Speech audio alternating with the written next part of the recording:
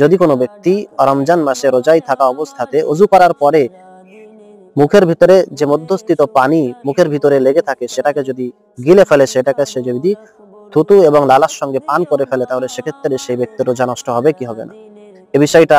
অনেক সাধারণ মানুষ আমরা জিজ্ঞাসাও করে থাকি, আবার অনেকে জিজ্ঞাসা না করলেও মনের ভিতরে আমাদের সন্দেহ সৃষ্টি হয়, না জানি রোজাটা নষ্ট হয়ে গেল না তো। এই প্রশ্নের উত্তর হিসাবে আমি বলবো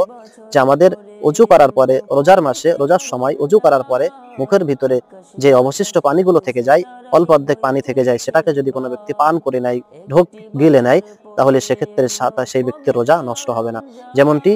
ফাতাওয়ার বড় বড় কিতাবের ভিতরেও এসে ফালাউ বাকিয়া বালালুন বাদাল মাদমাদাতি ফাবতালাহু মাআল বুযাকি লাম ইফতিরহু, যদি কোনো ব্যক্তি কুলি করার পরে মুখের ভিতরে মধ্যস্থিত অবশিষ্ট পানিকে যদি পান করে ফেলে, গিলে ফেলে, তাহলে সেক্ষেত্রে তার রোজা নষ্ট হবে না।